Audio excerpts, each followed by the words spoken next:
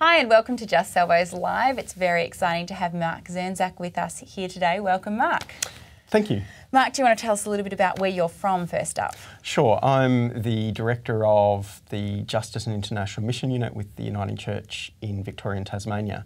What that means is we work with our church members on issues of social justice and human rights that are of concern to them and the things they want to be resourced in working in. And that can be everything from sort of state-like issues, things like gambling reform or alcohol reform, through to national issues, things like climate change, asylum seekers, mental health, and then international issues, issues like global poverty, human trafficking, slavery. These are all big issues and certainly some things that we love to talk about, to work on, to fight for here at Just Salvos. We love what you guys are doing, so thanks for doing it. I want to talk about something really specific today, something you've been talking about to me in the past, and it's an issue that's really quite devastating. Can you tell us a little bit about what we're going to talk about today? Yeah, sure. The issue that one of the issues we've been working on is child sexual abuse online.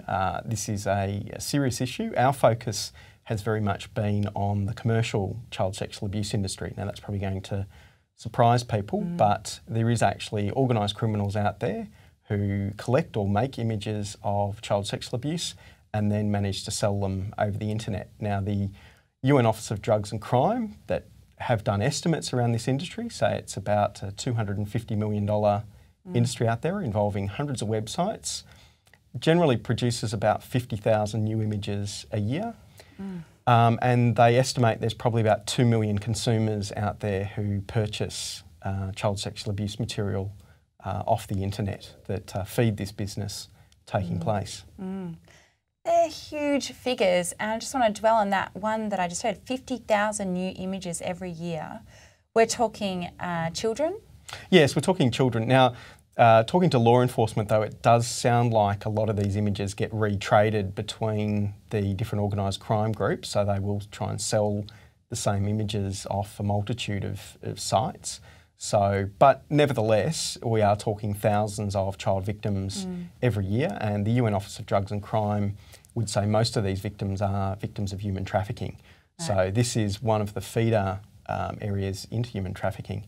Now, the issue also becomes the scale of people accessing these images. We would estimate that we're probably talking in the thousands. There are probably thousands, our guess is thousands of Australians out there who are probably accessing these images, whether they're purchasing or whether they are themselves what they call contact offenders, people who actually commit physical abuse against children themselves and then trade in those images.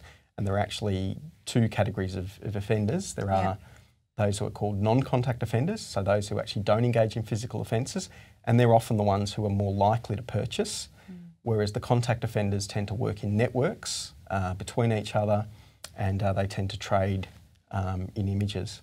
So I want to talk about both those groups, but first of all, let's talk about the people who are downloading images, people who, do they know they're doing something wrong?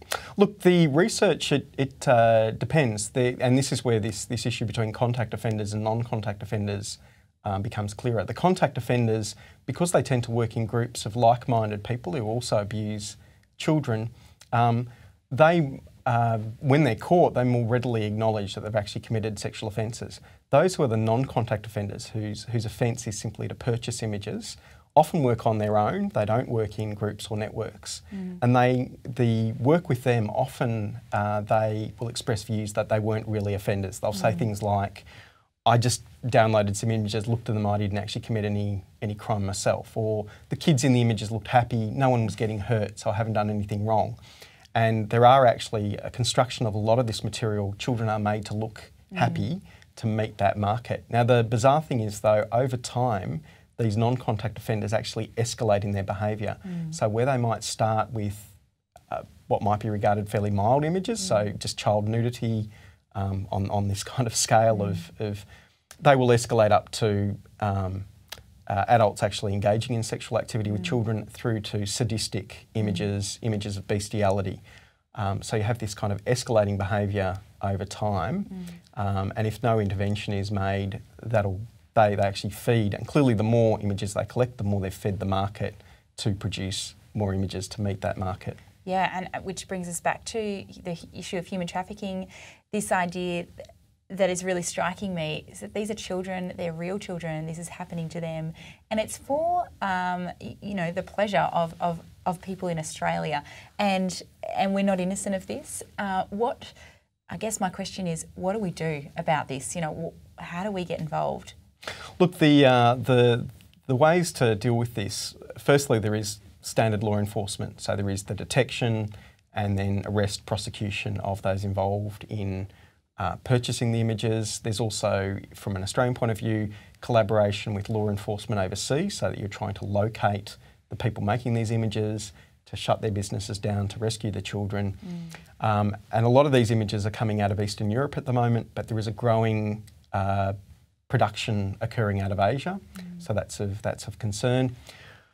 But where that can't happen now, law enforcement, because of limited resources, isn't going to catch everybody. At the moment, the UN Office of Drugs and Crime estimates it's only about 1% of offenders who are accessing these images who actually get caught and prosecuted. So then we need to look at other strategies that might disrupt it. Now, one of the strategies that's starting to really make some traction, has been very controversial in Australia, is the idea that internet service providers should use a list of known sites that contain this material and block access. Now, the reasons you would do that is, one, you actually provide an educative moment for offenders, that you break the notion in their mind that this is normal or this is acceptable because they can get access to this material readily. Suddenly, instead of getting ready access, a message pops up telling them what they're doing is illegal. And particularly for those who might have only just started on their offending behaviour, they're curious, they're into hardcore adult pornography and they're starting to cross the line. Suddenly, this is thrown up, it might give them a shock and may deter them from doing that. Secondly, you disrupt the business model of those producing this material. If their site keeps getting blocked, then it makes it harder for them to keep building a base. Now, evidence out of the UK suggests that's already starting to occur, where you've had these providers actually having to change their URL, so in other words, their website address every few days now, whereas previously they were able to hang on to their website address for years. So these kind of disruption activities actually make their business model harder. Now, for organised criminals, they're in it for the money. So anything you do to make it harder for them to make a buck, the more likely it is they'll move on to something else. And maybe they might even do something legal instead of something illegal.